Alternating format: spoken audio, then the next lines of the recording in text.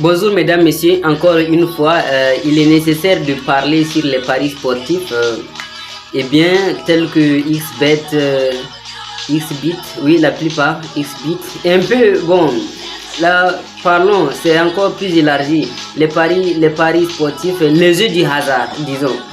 C'est quelque chose de très important, un sujet aussi important que l'on puisse parler.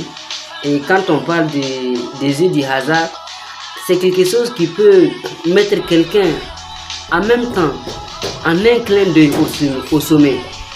Mais dans 1000, ne serait-ce qu'une ou deux personnes, 2% qui s'en sortent.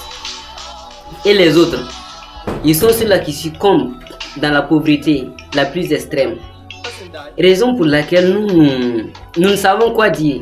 Mais si le gouvernement, notre gouvernement peut revoir si ces jeux du hasard, on peut les stopper ou bien, bon, je ne sais pas quoi dire, mais qu'il revoie là-dessus. Ça serait encore plus intéressant et très intéressant pour la jeunesse.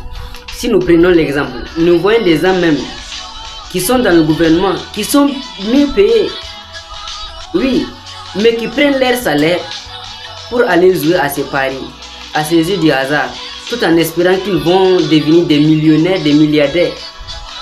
Mais c'est dans ces jeux du hasard encore que l'on trouve des fous, des débiles mentaux et un peu de trucs comme ça. Parce que lorsqu'on a la conviction la plus profonde que l'on gagnera et que l'on se retrouve, par exemple ceux qui font des jeux sur XBit, par exemple on fait des paris, 20 jeux comme ça, 20 matchs.